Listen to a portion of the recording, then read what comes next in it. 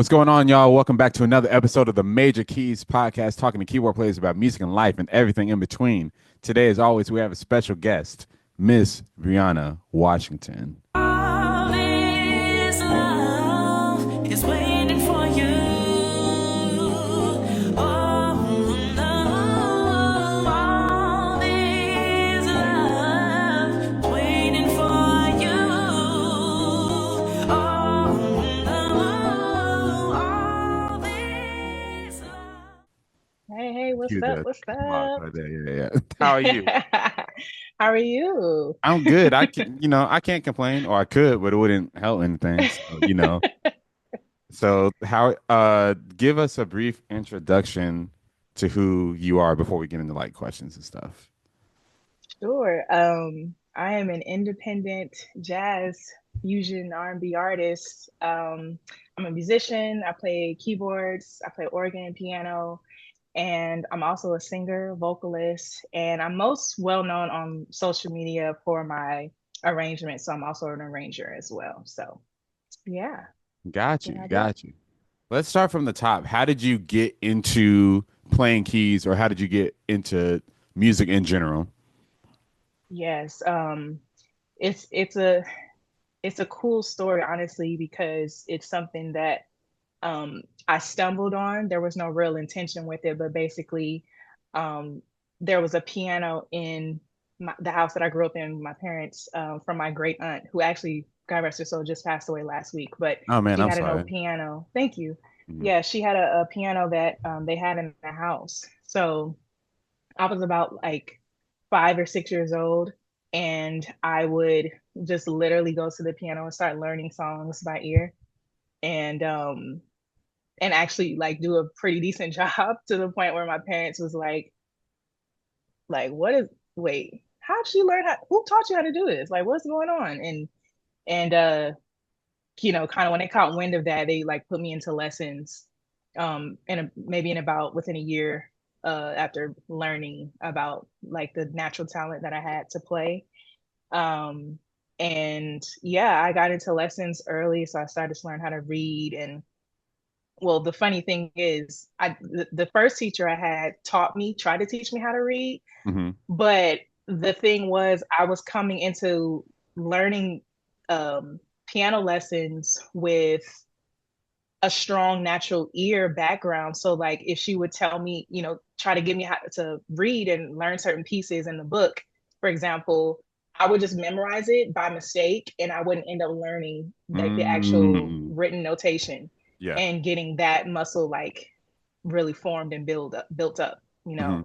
So so after a while of that, maybe a few years, maybe about 2 or 3 years, the teacher was kind of telling my parents like, I don't know if this is gonna work out because she's not learning like how to read like Yeah. that. So because her ear is just too strong, like it I don't know how to teach her. I don't know how to approach this kind of student versus another student. The typical student would just come in not knowing anything Mhm. and not having a musical background and having just, learning everything from ground zero. So there's no difficulty or learning curve for or teaching curve for the Mhm. teacher to have. So that was kind of the start of like my musical foundations. Even all the while, like this was just a hobby for me in the beginning. Like Mhm. there was no real intention with it. Like I said in the beginning, it was just something I really loved to do. Like one of the first songs I learned was um Alicia Keys' Unbreakable. No, no, no, no, Mhm. no, no. Mhm. Like learning songs from church. And the church I would definitely say gave me that foundation for my ear as well, Yeah. because I was in church every single week. I was born and Mhm. raised in the church, and my dad is a pastor. My grandfather was a pastor before Oh, him. you. Oh, So you was up in there. yeah, I Yeah. was there. Like that was like my environment all the Right. time. So that was like my foundation of like music. And I was Mhm. singing in the choir and I was playing in church too. So it was Mhm. like the best of both worlds. So that was like my beginnings, my early beginnings. For sure. For sure. Hmm. So, what happened after I don't know if you got cut from the lessons, or like if that like when that what happened when that stopped, Yeah, or did it keep going? I don't know. Yeah. Yeah, it like I took a little break with lessons. I was still playing, but I took a little break with lessons for a few years, and then I finally, my parents finally found a teacher that could work with someone with my type of background. So she's, she's great. She actually grew up in my church as well, Okay. and she's like the Bay Area Twinkie Clark, essentially. Her name is Alvin Okay. Okay. Price, Okay. but she's like that kind of level, of a musician and teacher. So Hmm. she taught me, and she ended up teaching me not just classical. She was able to teach me gospel styles and learn how to. She actually gave me examples and tools to learn how to even hear better as well, not just Okay. reading Nice. and things like that. So she was able to really like cater to the style of playing that I was trying to get into, not just within one style, but many styles, which helps me out today because I play so many different styles now. So Hmm. she was able to help me for a few years. And then after that, like within maybe fast forward another 4 or 5 years, I got into a performing arts middle school and a high school. Okay. So now I'm like taking music a little more serious, Hmm. It's not just a hobby anymore. I'm now getting into the music academia world of like, okay, scales and like Hmm. more reading and exercises and doing tests like in school. Like I would have academics in the morning, and after lunch, all the music classes would be after lunch to the end of the day. So like it was like I got the best of both worlds there too. And that was all the way from eighth grade to into high school in Oakland, California. So yeah, it was an amazing experience. I met so many other talented students and musicians around me for the first time ever. So it was For like, sure. Yeah. you know, if I can compare it to something, it would be like Fame, like the movie from back in the day, Yeah. like you art school vibes, very musical, creative students and things like that. Yeah. Got you. Side note, Hmm. you have perfect pitch? Yes, I Okay. do. I Got do. you. So that, what's crazy is I didn't know I had it until high school. Like I didn't even know there was a word for that until high school. So my teacher, my jazz band teacher, he like first of all, my I think some of my friends caught wind of it and they would like test me, like they would play something, like tell me to turn around and like what note is this? What note is this? What note is Hmm. that? And even my friends outside of school too, like friends and things like that. And I'll be like, I just turned into like a little spectacle, like Bree can do this, Bree can do that. So Hmm. that was like it was like funny and cool at the same time. But my teacher did it in front of the jazz band one day and told me to like walk all the way up to the front, turn around, and the piano's like way back there in the back, and like he would play things, and I'd be Oh like wow. E, yeah, F, G, like, It's like, dog, this is and easy work. What are we talking about? What are we right, talking about? right. Yeah. But I didn't really think much of it still at the time. Like I was just like, oh, this is they like you have perfect pitch, and I was like, oh, like that's the thing. Like I didn't know. And then knowing other people had it or didn't have it, like I was like understanding what that even was at that point. But it explains a lot of my experiences growing up because like if I would hear someone sing out of pitch or they wouldn't sing that correct key of the song, it would really irritate me. Like it Hmm. would very it would irritate me a Hmm. lot. And I wouldn't really know why and I wouldn't really say nothing, but I'm like, well, when my mom and my sisters, I'll be like, no, it's this. No, it's well, why are you singing it like that? Why are you doing it Hmm. like that? And that would be the norm in my brain. For sure. Like, yeah. Yeah, when I So was young, because I don't have perfect pitch. I got like half mhm. perfect pitch. I'm like 6 out of the Like 12. I can, relative, maybe. yeah, I've got relative. It's like, but like Okay. six out of the 12, I can tell you. And then like some of them, I'm like, I gotta think a little bit harder. But Yeah. when I was younger, and like still to this day, like if I'd hear a song on the radio and it wasn't like the original version, I'm like, this is the key's different. I was like, it's pitched up. Mm. It's pitched up. Or Mm-hmm. or if Mm-hmm. somebody was singing a song, I'm like, I'm not a singer, but I know that that's not right. You're doing. Right. I don't know what key it's supposed to be in. I know that you're Uh, not. I know that that's not it though. I know that that's not the record. yes.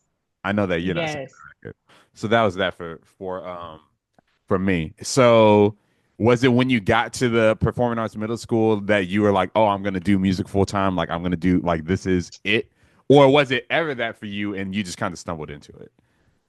Honestly, it was more I stumbled into it. Like I think in the music academia world, I can only see one step ahead of me. I wasn't even thinking long term because I was also such a very shy person too. Mm.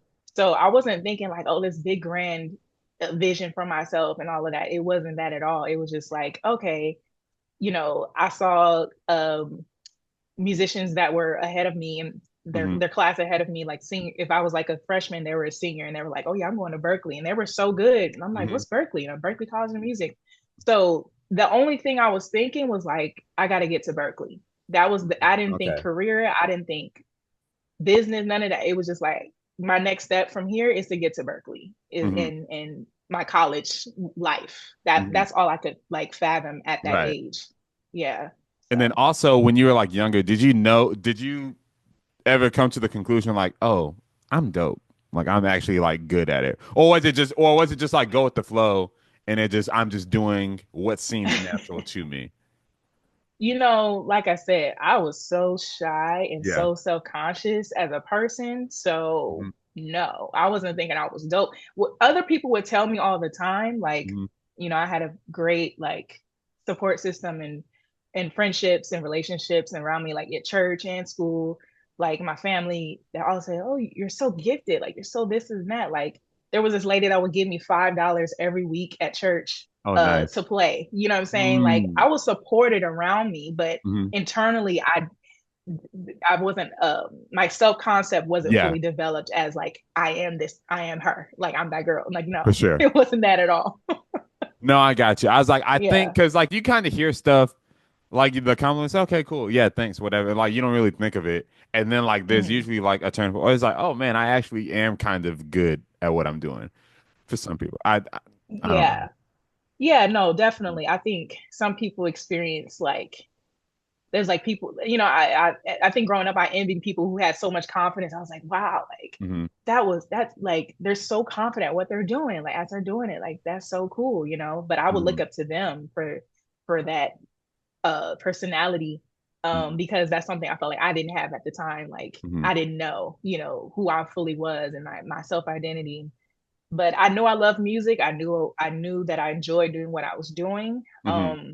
It was a lot of nervousness too, I think, within coming into a music school because I was the only like black girl musician in the whole like piano department. And And this is in there was this is in high school.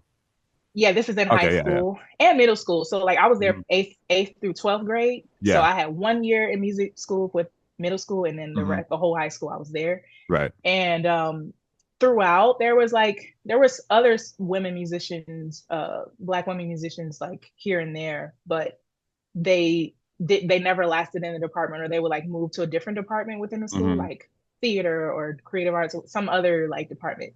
But I was the only one that stuck all the way through. And that made me a little self-conscious because I was like, I'm the only one coming from it with a gospel background, Hmm. coming to it with other contemporary music background. Everyone else is like a classical, like, Hmm. maestro, coming into Yeah. it. So that that experience for me was a little like challenging to my identity because I'm like trying to think, should I be more of that or should I Mhm. be Right. what else should I be? There were so many other talented musicians. I think there was one other student with a contemporary music background, but I think I was the only one with a real like church gospel background Hmm. and understanding feel and understanding like improvisation in a different way than all the other students. So I Yeah. had this high advantage on one end, but a disadvantage in another end. I feel that. So Yeah. you know what I'm saying? So it Hmm. was like it was definitely challenging to my confidence to Hmm. feel like I fit into the environment I was in. Well, Yeah. how did you get over that? Woo. I mean, for one, I'm glad that my school had a jazz band Hmm. because it was different from our they call it sectionals at the time, but the sectionals was just all piano students in one class. So I had that class as the core class, but I also had different outlets. Like I was in after school bands. I helped create an all female band, a jazz band after school as well. We were gigging in town and stuff like that. Like those were some of Ooh. my first gigs ever. Like um I had a jazz, like I said, I had the jazz band. I had another band I was performing with after school that did like R&B and like fusion styles. So I had my different outlets from the school to help Mhm. me feel kind of grounded in my environment. And yeah, like it was just like in church, still going to church Right. and everything like that. But I had my foundations like rooted in these different places to cultivate what I was naturally good at too at the same Hmm. time. So I think that helped out a lot for me. Got you. I want to know about Hmm. this starting the jazz band in school. Yeah. So, Yeah. like, No. give me the rundown. You were the MD, all that good stuff. You were everything. Well, yeah, I think it was a joint effort. Like it Mhm. was five of us. It was a quintet. So we called it Sharp Five, and it was like it's That's crazy to even talk. clever. Yeah, That's it's clever. not Yeah. right because I was like, ooh, looking through the popular standard jazz book called The Real Book, if you're familiar with that. And I was looking through it, and I was like, we were started thinking names like, should we call it? I'm like, oh, Sharp Five. That We makes should be sense. Sharp Five. And everyone, we all yeah, like we feeling that. But essentially, these five women, Hmm. young women at the time, we were all in the bigger jazz band that I was mentioning Hmm. before. And I want to say that our the vocal department teacher, Miss Menzies, I love her. She's amazing.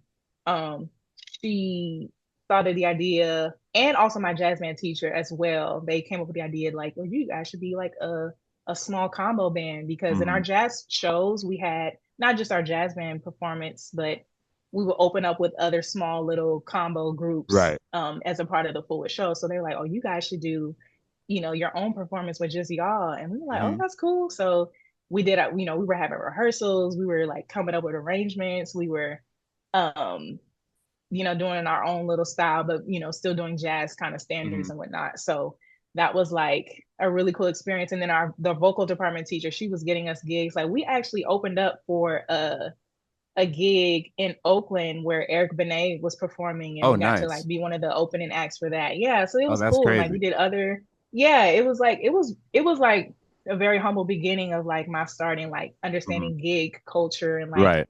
bringing your gear and like learning all those little like tools that I'm like that I Hmm. used in my career, For So sure. And it this was was keys, amazing. bass, drums, horn, guitar, Yes. maybe. Yeah. Actually, yeah, it was actually kind of a different combo. So keys, bass, drums, trombone, and vibraphone. Oh, okay. All right. Yeah, That's yeah. So it was kind of yeah. it's kind of a different niche Yeah, kind yeah. of setup, but yeah, it was a cool like sound that we kind of built. Yeah. Hmm. And so Hmm. going from doing all that, going to Berkeley, which is like there's a bunch of you or a bunch of Yeah. dope just musicians, and it's just like wow. Because Yeah. like Yes. going to Berkeley, it's just like oh man, like I'm the person maybe from like where I'm at, right? Or Hmm. one of Hmm. the people, maybe one of Hmm. the five, and now you go to Yeah. Berkeley and you're like one of the 5,000, Hmm. and it's just like Okay. yikes. Yes. Yeah. What was like what's the culture shock like? How did you react to getting Oh to my Berkeley? God. And you finished at Berkeley? Yes, Go. yes. Yeah. So like like I said, in high school, towards the end of high school, I think every high schooler is always thinking like, where am I going to go to college? Like, Hmm. and all those conversations are coming up. And so I applied to Berkeley and like two other schools. That Hmm. was it. Like I was like, I'm going to go to a music school for sure. Um, I think one in New York and then one back in the Bay Area as well. New But school or something else? yeah, new Oh yeah, school. yeah. Yep, new school. And I forget the other one, but the other one was in the Bay. And Hmm. basically, I ended up, long story short, I got into Berkeley with a full scholarship. And I was Oh, like, yeah. whoa. And then prior to that, I was in the summer, I guess you call it summer camp type of thing called 5 week 5 week. program. Yeah. I went to 5 week. Oh yeah. Okay. So you know, That's how yeah. I met Muhammad. I went to 5 week in Oh, 2014. okay. Yeah. Okay. Got you. Yeah, no, that's where I met her as well, actually. There at Was five in week. 5 week. Oh, Yeah. were you there in 2014? The following year, 15. Oh, got you. Got you. Mm-hmm. Mm-hmm. Yeah. So I must have just missed you Yeah, yeah, when because you were there. I was there in 2014. But I didn't go to, I got a partial scholarship to go to Berkeley. But Got I you. went Got you. to I ended up going to Kennesaw State University in Atlanta. Well, it's in Kennesaw, but it's for you it's Atlanta. It's just Got you. Yeah. because I'm like, I don't know where that Exactly, city exactly. is. So, but no, that's how we Yeah. met, and then I met a lot of other, I've met a lot of other people you probably know, like Lyric Roche. I'm sure you probably know Yes. Lyric. Yes. Hmm. Josh. Well, no, I didn't meet Yeah. Josh there. Do you know Isaiah Hill? Keyboard player Isaiah Yes. Hill. So yeah, that's Hmm. my homie. I met him at 5 Week. Wow. So I met some people over there. Yeah. That's so cool. It's like, Mhm. and that's the cool thing about being a musician. There's probably so many like mutual connections that Oh, we for all sure, have, for like, sure. Yeah. all from different places, which is I loved going to Berkeley. Like I met Hmm. kids from Israel and Right. Africa, and, like, Yeah. Asia. Like it was crazy, just to see that. It was like my high school experience, but blown up times Hmm. 1,000. Right. But it was an amazing experience, I will say. Like the classes were amazing, but I think the connections of the other students was amazing too. Like I would get called for a lot of like cab shows, of what they call it, because they had a Hmm. performing center in the I cafeteria I that was was up in very there. popular. Oh yeah. Yeah, yeah. It was Yeah. fun. Like I Yeah. would do a ton of cab shows. I would do. I was actually a part of this really cool like ensemble called the Beyonce Ensemble, where the teacher was a sax player for Beyonce's Oh, you were in uh the Beyonce group. band. So Yeah. I've met her one Hmm. time. Kyla.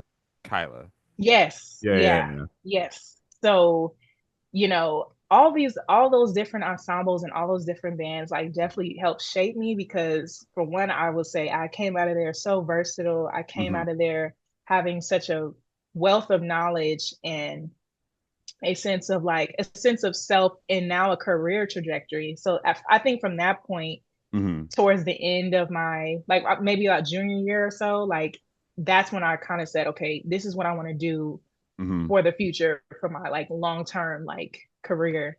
And so it's been amazing ever since. It's been challenging. It's been a learning experience. Yeah. Like it's really about you learning who you are. Mhm. Like it's about learning yourself and your identity. So um, I've always done music from that place and try to approach it from that place. And yeah, it's been great ever since. Ever since, it's been amazing. Got you. There's something else I was going to Hmm. ask you about Berkeley or the Beyonce. I forgot it. Whatever. Oh So, yeah, but um, no, I mean, yeah. in the Beyonce ensemble, that was like one of the biggest shows that the Berkeley Performance Center has ever had. Is what I heard Yeah. at the time. And I actually hooked up with some of the ladies. Even till this day, I still perform with Nikki Glaspie, who's the drummer. Like she's Hmm. amazing. She's like a good friend of mine, and so many others, Marcy, and you know, all of them are so cool. Like they asked me to come and do a different show outside of Berkeley, in Nice. New York, and so and also I need to mention this too. They got me like one of my first real professional gigs, and I was like only 19 years old. I was still in Berkeley at the time, but um I ended up working for the assistant of the musical director for Black Girls Rock, the TV The show BET show? on yeah, the Yeah. BET show. um so they got me to like, signed on to that gig, and I was like super cool. And I'm like, Wow. man, once those professional experiences started to come further and further Hmm. along, like I was like, okay, this is inspiring me to see a future in this for real, for real. So Yeah. that's why I think at that point I really said this is what I want to do. Right. What was technically your major at Berkeley? My major was professional music, and in which you get to choose, your concentration. So Hmm. my concentrations were um jazz arranging Hmm. and music business, Right. because I wanted to kind of understand, Hmm. what's the business aspect of this now that I want to take this seriously. Hmm. And the arranging, I still wanted to learn how to like write better, and I did it a little bit in high school too, but Hmm. I wanted to learn how to write and arrange better, and like really know how to still strengthening my jazz background and keeping those roots true to Yeah. myself. Yeah, that was what I was gonna do. I was gonna guess pro music, but no, like I think they just introduced pro music like when I got there. Like when I did Ah, 5 Week, it was like it was new, or it wasn't even out for like 5 years. Like when I did it, they're like, yeah. "Oh, have you thought about pro music?" And anyways, but so yeah, so you moved back to LA after, or back to Cali after once you graduate, or you stay in that. area for a So little bit. yeah, I stayed in Boston for a little bit. I was gigging so much Hmm. and working so much, and I was like playing at churches. I had so many gigs. I had certain residencies like with my own trios in certain venues that I was Nice. doing. Like it was a lot going on. So I by the time I graduated, I was like, why kind of Why stop leave? it here? Yeah. Yeah, like what's the point? So I ended up staying for like up until mid-pandemic because that's when everything Right, changed right, for right. everybody, right? So I'm like, oh, cool. This is the perfect opportunity to now transfer and kind of like transition into a new scene. Hmm. So yeah, I moved from there. I moved back to California. Hmm. And yeah, it honestly it was really cool because by the time I moved, I didn't really tell anybody I moved. Hmm. Don't know why, but I was just kind of like really trying to feel my way into the scene. But within a few weeks, I was already getting called for gigs in LA, And even prior to me moving, I got called to do a gig, um, like with Eric Bellinger, for example. I got called to do Oh, work nice. with Eric Bellinger for a Hmm. show for him. And then I moved a few months later and I got called to work with like Brent Fayez. You know what I mean? Like, Hmm. and still at this time, I didn't really tell anyone I was really here like that. I would just kind Hmm. of run into people and be like, yeah, hey, I'm around, but it wasn't an official announcement until months into me being here. So that's how I knew it was like affirmation of like, okay, this is where you're supposed to be and you're here at the right time. Right. That's what's up. Hmm. I wanted to know, so I was gonna say, what do you think your biggest lesson was? Capping off on the Berkeley thing, your biggest lesson Yeah. from Berkeley, or what's the biggest thing that you've learned? And it doesn't need to necessarily be like musical, just in general. Yeah. Hmm. Because it's a such a dense experience. I think when Right. you're there, like you're meeting all these people, you're in like 8 different classes, like Hmm. per semester. It's a lot. It's a lot of information you're getting. So I Yeah. learned so much, but I think one of my main takeaways was, you know, keep a steady foundation, but also like don't be afraid to express yourself. Don't be afraid to be yourself. um and authenticity wins at the end of the day because for me, like I said, I had a little self-consciousness challenges, coming into scenes and meeting more people and things like that. But I think what it taught me was that authenticity wins, and when people wanted to connect with me and like work with me, it's because of who I truly am. Mm. So I think that always wins at the end of the day, and never be afraid to own your voice and your sound, and knowing that like I have possibility. There's always possibility outside of who you think you are at the time. You know what I'm saying? There's always somebody else who sees you bigger than you even see yourself. So why not see yourself bigger than who you are, and challenge yourself. So I think that was like my main takeaway from it. Got you. Dope. Hmm. You so back in Cali, is Kaylani your first big tour experience? Yes, So yes, how did that come about? And then give me just the overall thing about man. that. Yeah. So, woo. So yeah, 20 was this 2022? Yeah, 2022, I get a call from my friend who actually I know through Berkeley, named Paul Johnson.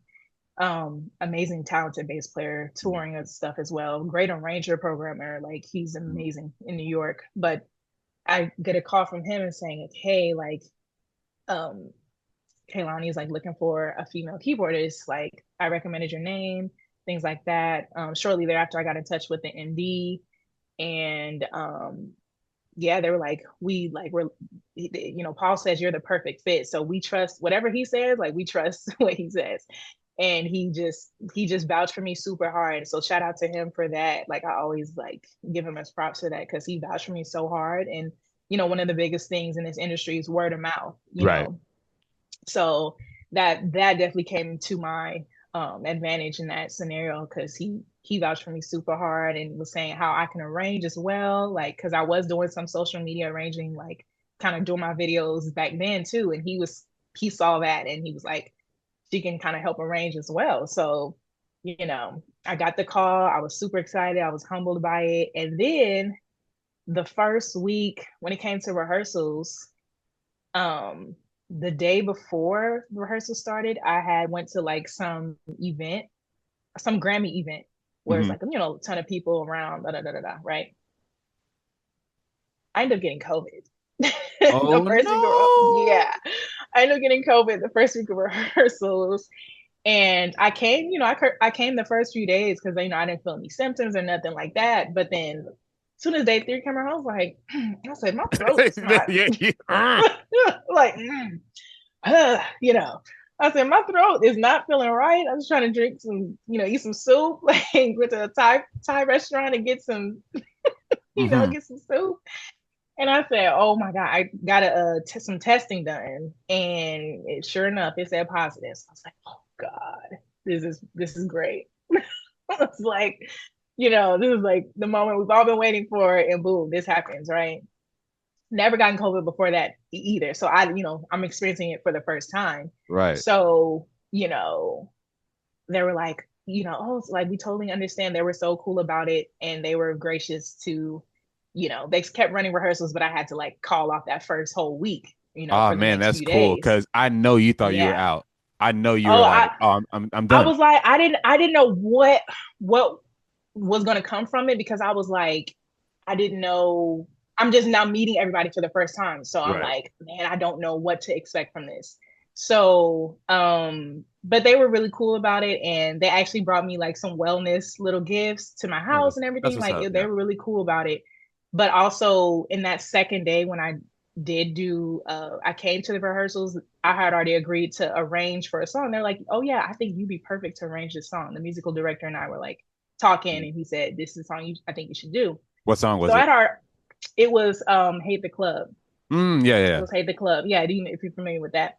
So they're like, "Oh yeah, like you should arrange this." And I'm like, "Cool." So I started already working on it. When I had COVID and I was down and whatnot, I was still working on it. Hmm. So when I was like in my house and whenever, I was just still working on it and sending like versions back and forth. The MD said he I sent the final version. He lets her listen to it. She finally comes in. For the first day she comes in, I'm not there. I'm still out. She comes in, she listens to it. That he said she went crazy. Like she loved it so much. She was like, who is this? Who did this? Like Oh this is wow. crazy. Like she fell out. She was over the moon about it. So um still had COVID. So I did that whole arrangement with symptoms and all of that. And Hmm. I'm so glad she loved it. And yeah, from there I finally made my way in to the rehearsals, and we got going and everything was just great. Like we kept playing that arrangement, and then uh he had added some strings, some real strings to it, got somebody to Okay, program nice. strings through it, and it was cool. Like it was really cool. I still learned all the music and everything, and symptoms subsided, and I had my Hmm. first show within 2.5 weeks of Right. rehearsing. And I had my own, she gave me my own piano solo. Like it Hmm. was just me by myself with the spotlight. It was the first time I ever done that. So a lot of firsts definitely in that Yeah. experience, and it definitely expanded me, helped me grow. Like we did a whole international run back to back for like a year straight. Right. So it was like coming guns blazing. Usually Mhm. people like have a smaller tour and like have like their major one, but my first one was a major one. Right. So it was like let's do it. Like let's Hmm. go. When preparedness meets opportunity, you just gotta go. And that was my like attitude towards it. Absolutely. What would you say the Yeah. biggest lesson is that you learned from that whole tour, Um, or just that run in general? yeah, I mean, I definitely, like I said, got my footing in the tour experience. And Hmm. what is that like? Like the flights, the lobby calls, learn the music, the set list changes last minute, you know Okay. what I'm saying?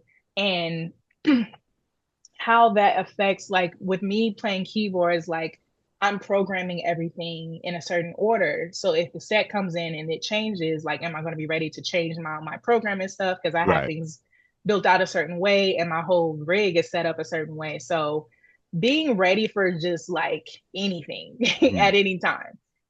She would turn to me, we would be performing, she would turn around and say, like knowing the next song is coming maybe 4 beats in, Hmm. and she'd be like, "Oh no, cut it," and I would click my talk back switch and say, "Oh no, she doesn't want the next song. Skip to the next song." So I was kind of like Were you MDing? the yeah, I mean, essentially, I was like Okay. a pseudo road MD Okay. because the music director wasn't on the road with us.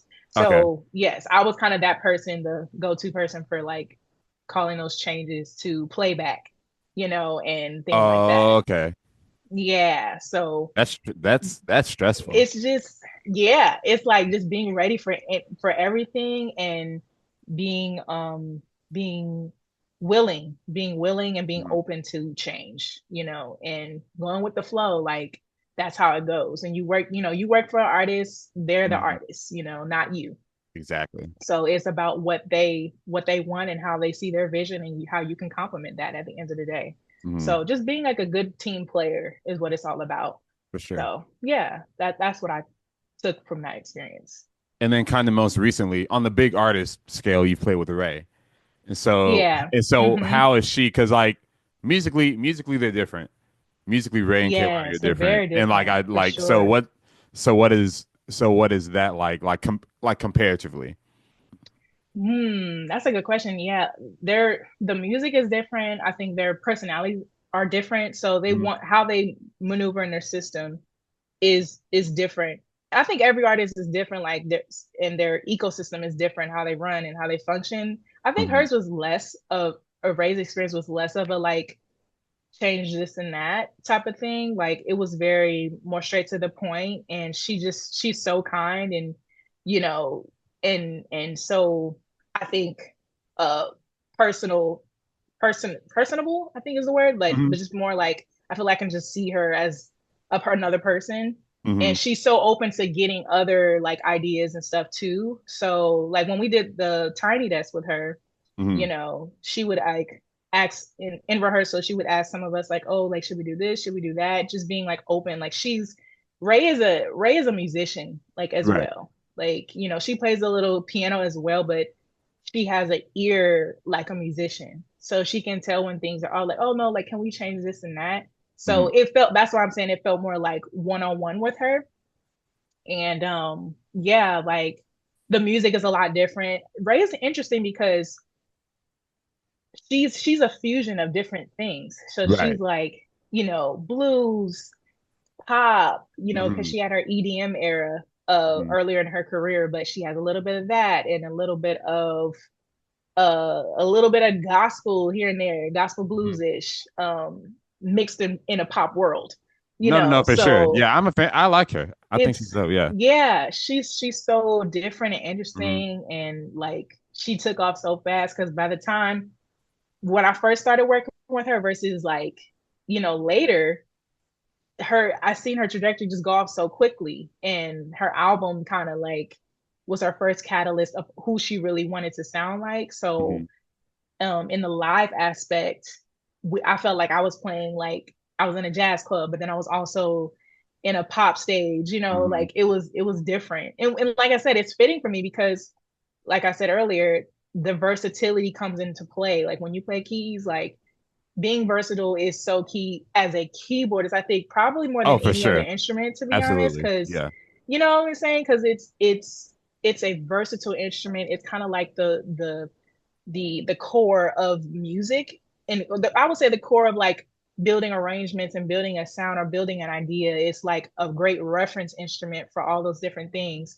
So like hers was just more colorful, and then also it was like socially it was cool because like I was the only American in the whole band, like everyone Oh, else is a Brit. interesting. Yeah. Yeah, so it was like so cool. I was learning all the lingo, I was getting the accent Hmm. classes, and I was learning the all the stuff like that, and they're like my other family, so Yeah. I love them so much. They're great. Yeah. Got you.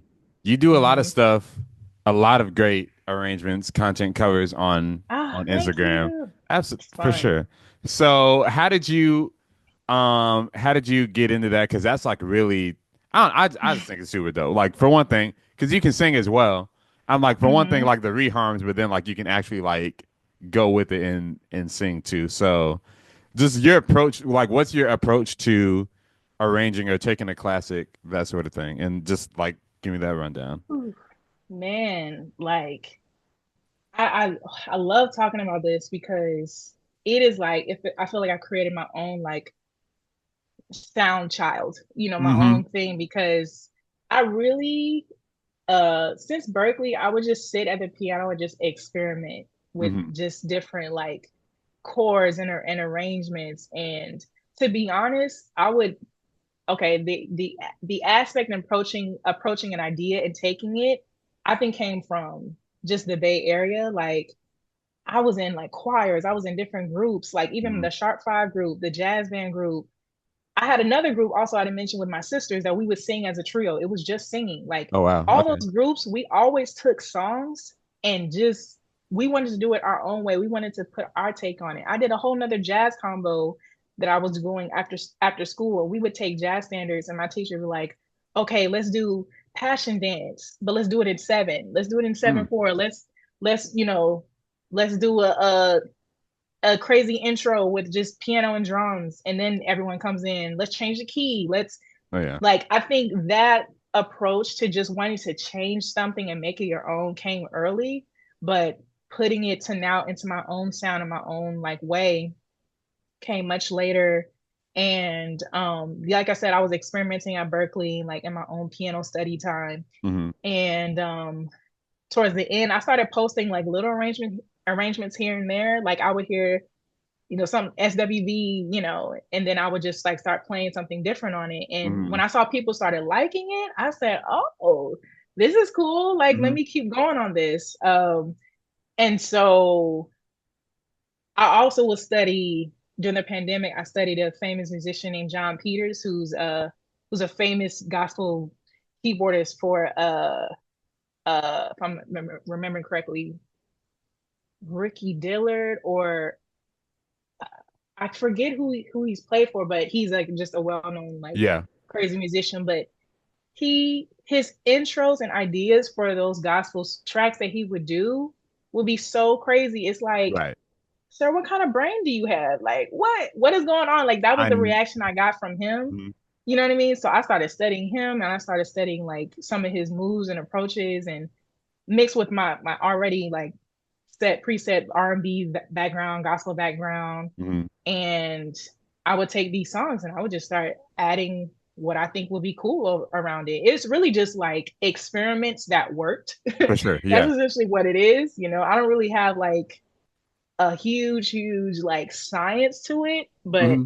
all I know is just like what happens when you continuously experiment, when you continuously open your mind to a different way of sound. That's what it is at the end of Yeah, the yeah, day yeah. for me. So, No, for sure. mhm. I'm like no pun intended. Hey, how does the Sharp Five sound? Like, hey, let's just try it.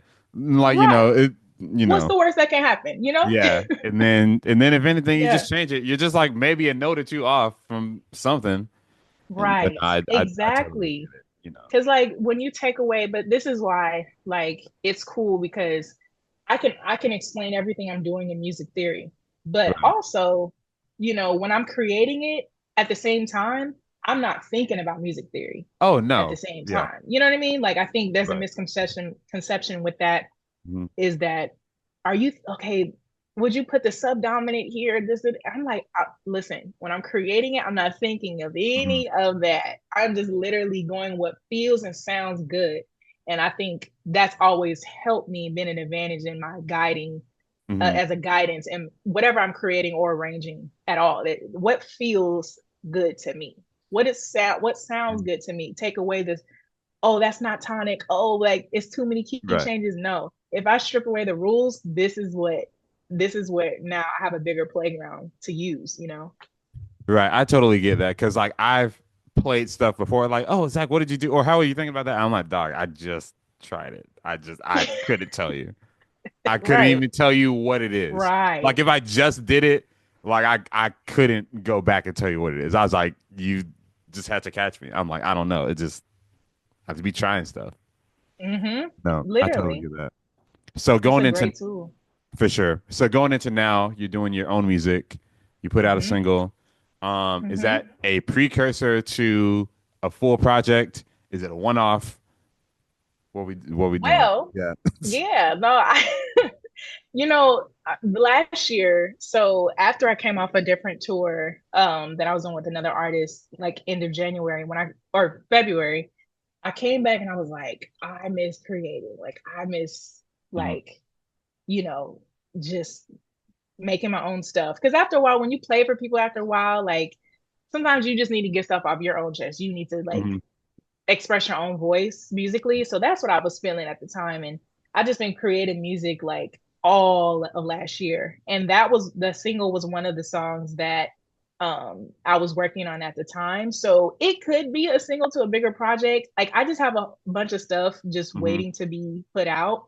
What I'm trying to figure out now is that the sound that I want to go for? Because all the different tracks are a little bit different from each other. Mhm. And I think the challenge with being so versatile sometimes is like you don't know what sound that like specifically you want to go for now in the production side and the record side of things. Like so that's like my challenge right now. I have some songs. I kind of been like using my audience to help me figure out which sound they kind of like gear towards the most. Right. So it's going to help me like figure out what sonic I want to go for the Mhm. next project. But yes, songs are ready to be uploaded. Songs are made. It's just now figuring out piecing it into a one conglomerate project. Streets need it. Yeah. Streets need it. The end Yeah. of Closer is like I'm just crazy, Ah, crazy. Yeah, I was like, whew. thank you. Yeah, Thank you. absolutely, Thank you. absolutely. All right, couple of questions that I ask everyone who comes on the podcast. Sure. Top three keyboard Ooh. players like legends, and then top three keyboard players that you know, like you can call up and be like, "Yo, this is my homie. They're super dope." If you want to do more than three for each, you can do more than Yeah. three. But I'd still just call the segment top three, top three. So yeah, Okay, so you're saying so top three just in general, like top top three top three keys play. like keys players, but they can be like Hmm. in general, like it can be legends or it can be like celebrities, quote unquote. And then you Yeah. got top three, like, oh, these are my homies, like, or I can call them up and I think that they're dope. And it can be more Okay. than three if you want it to be. Ooh. So I would say because like I mean, there's so many great keyword players Mm-hmm. like that are legends, but I'll say like my North Star, three of my North Stars for my Mm-hmm. approach is John Peters, like I mentioned, Mm-hmm. Greg Filling Games, For like sure.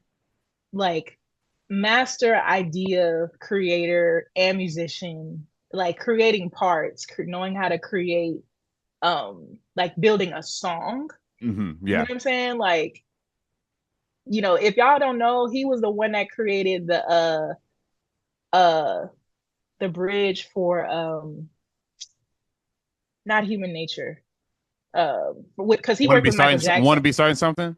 The dun dun Oh no, dun no, dun dun. Is that yeah, what you're talking about? Yeah. yes. Yeah. Yeah, he created that. Like that Don't came stop from till you get him. enough. So Don't don't stop till you stop get taking enough. it up. That's Yeah. the Yeah. one. Thank you. So I want to be a person like that. I want to work with more artists where like I can come in and create, help build their songs too, because I have a passion for that as well. So he's like my other North Star. And the third I'll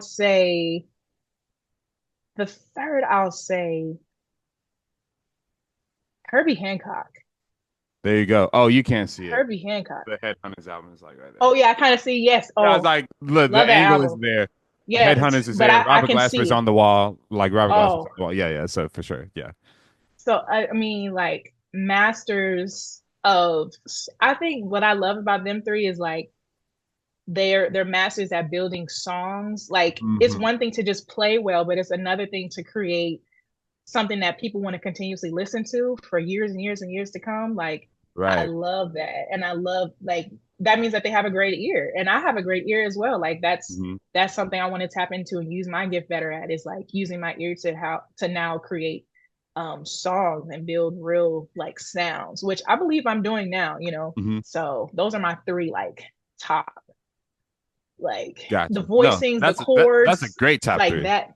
Yeah, those are my top Because three. Herbie's in And my just top yeah. for sure. Oh Herbie's in my yeah, top three yeah. for sure. Wait, who's Yeah, your yeah. who's your other two? Just out of curiosity. So Herbie, Glasper, Uh-huh. Corey, Sean Martin, Oh, um, Jacob Collier, and then oh, I'll add John Baptiste as a sixth.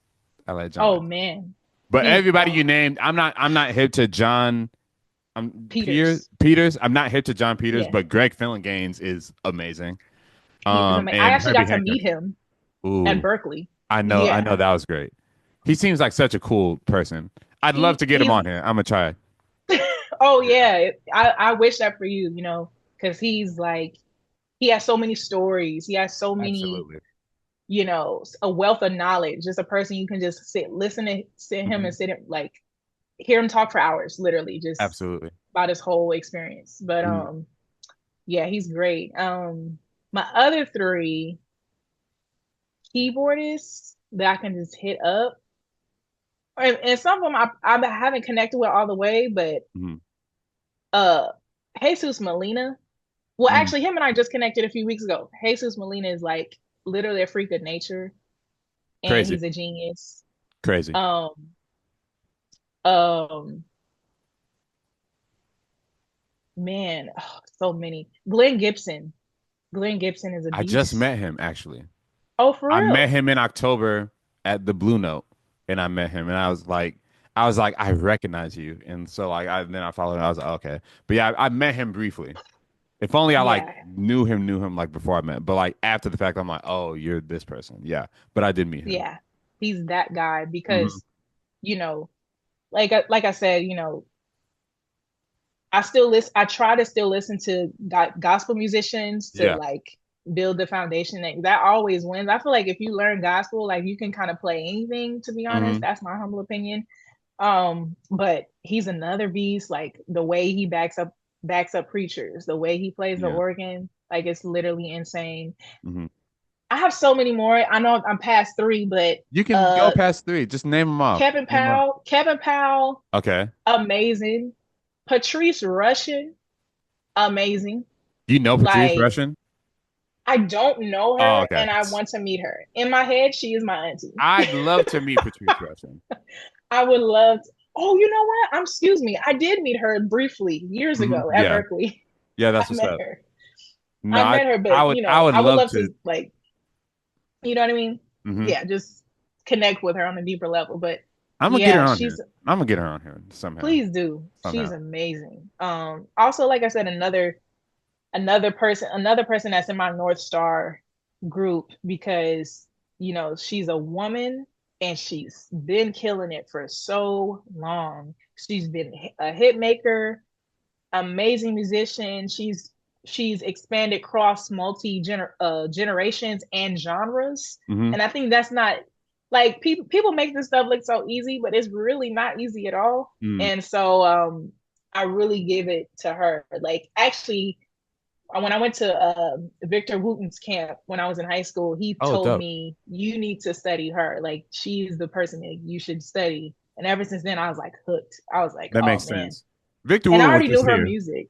Yeah, Victor Oh, Wooten are you was just here. serious? Yeah, yeah, yeah. He was here in Oh, October. He did a there was a conference that he did, or that he was like wow. the speaker at. Victor's super dope. He's so Nice dope. person. And Nice person. I mean, He's sweet people. and the way that I don't know if you ever read or listened to his books. I haven't. I have not. They're an adventure. They're really cool. Like it's not just like, oh, these are the methods that I think about, but like the way that he goes about it is super cool, in my opinion. But Yes. yeah. I mean, I got a little bit of that at the camp because he was breaking down some of his theories and Oh yeah, methods and for how sure, he for was sure. connecting nature Hmm. with like musical theory and approach.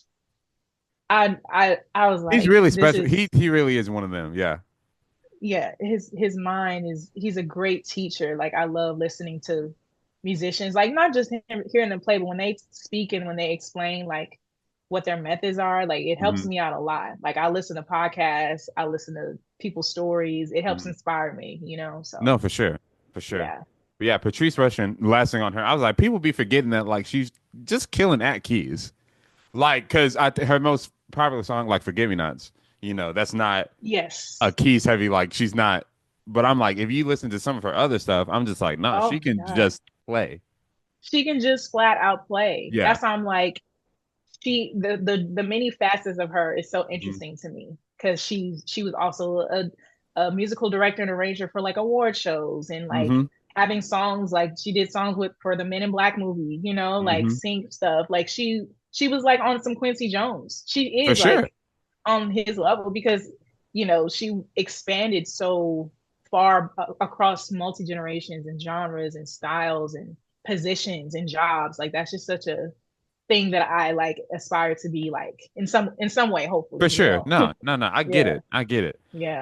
Um, So worst thing that's ever happened to you on a gig, or the worst gig? Either one. Either one.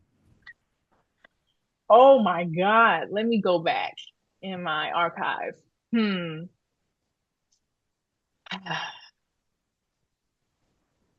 Man. It honestly, like I told you, I'm such a nervous person. Like Hmm. I had a lot of moments.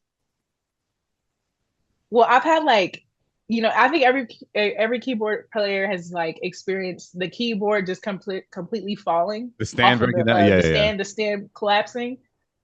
Don't hated those. mm, I would say,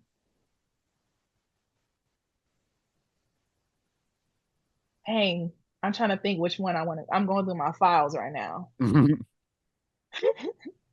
I would say, I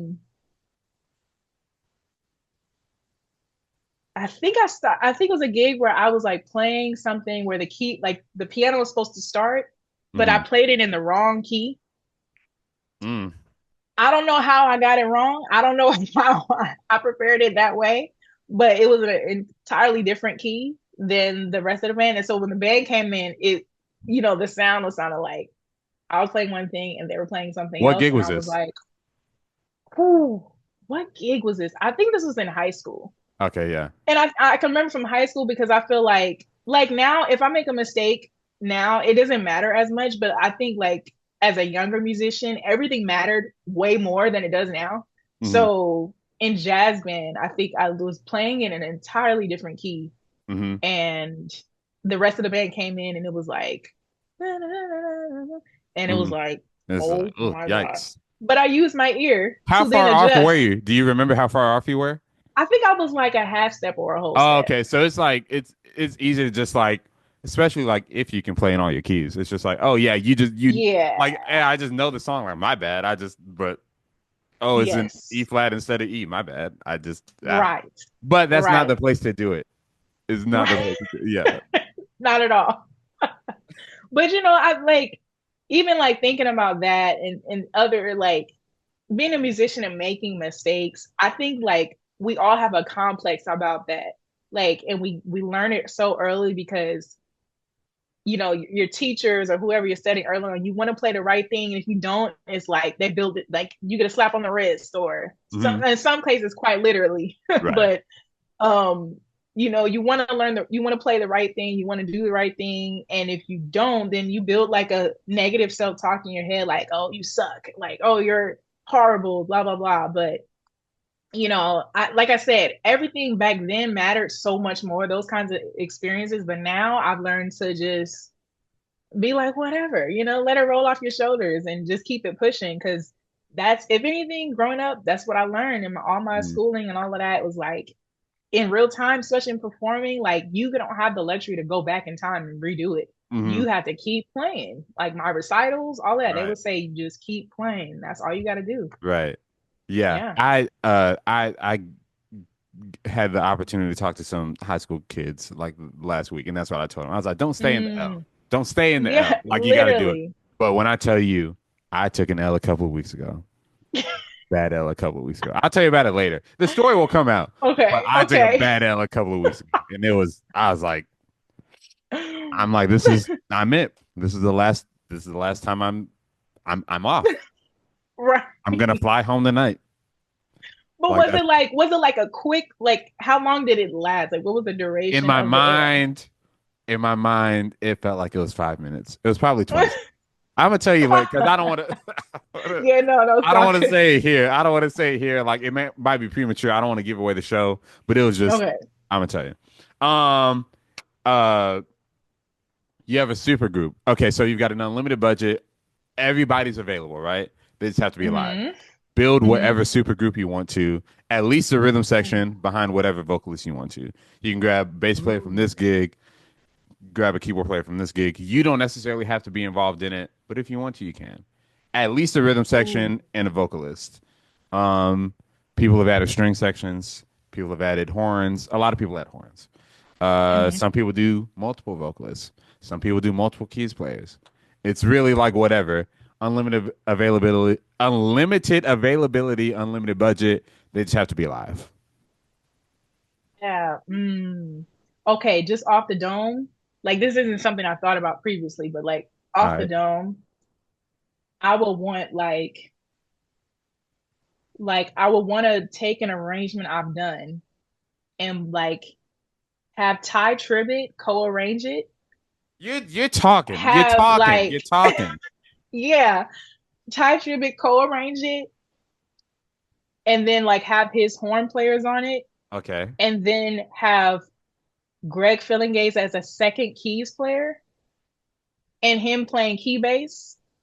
Greg is playing key So bass and key keys. bass and keys. Okay. Yeah. Okay. And then Okay. I'm playing keys and singing. Okay. And then have Layla Hathaway Mm-hmm. as another vocalist up All front, right. All right. like riffing through all of that. Mm-hmm. Um and have like Sheila E on percussions. Ooh. So who's on drum set? No drummer. Oh. So keys, key bass, Sheila E on percussion. You also on keys and vocals, and Hmm. Layla Hathaway. That's Hmm. different. That's different. And And Ty Ty and and Ty Ty Tribbett's Tribbett co-arranging. co-arranger, yeah. He's not screaming. He's just arranging. Now, mind you, I no no no no no. I love Ty Tribbett. Ty Tribbett is my favorite gospel artist. But I For just real. but he'll scream. I just Yeah. wanted to No, put yeah. that out No, there. the Yeah, squall, this we know the Ty Tribbett squall. yeah, And yeah, yeah, like yeah, you yeah, can play a half a second of it. I already know yeah, who yeah, that yeah, is. yeah. Yeah. Ty. Yeah, yeah, yeah. Yeah, that's Ty. So That's no, sorry. that's a group. You caught me when you said Ty Tribbett because I don't think anyone said Ty Tribbett on here for anything. But I've said Thaddeus Tribbett because I like his bass playing. I think, Okay. but Oh yeah, yeah. that's I want to interview Ty too. He plays keys. But no, Right. People don't that's a talk about group. that enough. That's a Yeah. group. Yes. I'm like Ty could probably just play keys and be okay, and be dope. But neither here nor there. Literally. All right, what's the last thing you want to leave with the people? Man, whew. I mean, so if my followers are seeing this, thank you. Like I've acquired so many followers in the past year. It's been insane. So I just appreciate the support, all the arrangements and stuff, like all the love. Y'all please look out for the album. The project is coming. I'll probably release a single first before the project, another one, but Mhm.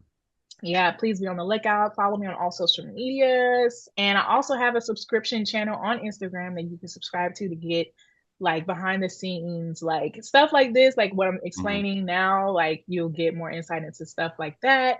And yeah, look out for once again that project. I'm so excited for y'all to hear it. It's gonna be Dope. dope.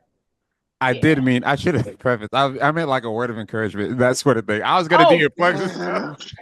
I was like, this is great, but that's not what I meant. I should have said. I was my like, bad. oh man, like a word. That's that's what I meant. Oh my I was gosh, like, oh that's man, she's hilarious. doing the plugs. I was like, I was gonna do that. I was gonna do, My bad. I thought you meant that. no, no, no, it's A word of okay. I meant, encouragement. No. but like I usually in my fault, I'm like, hey, what's the last thing you want to leave with the people? Word of encouragement, something you want to get off your chest. Da, da, da, da. Yes. That's usually what I say, but I didn't. Okay. I so I'm gonna give you that. Okay. So I'm gonna keep So it in. I'm not gonna edit let's that, but go ahead. let's pretend we just rewind it.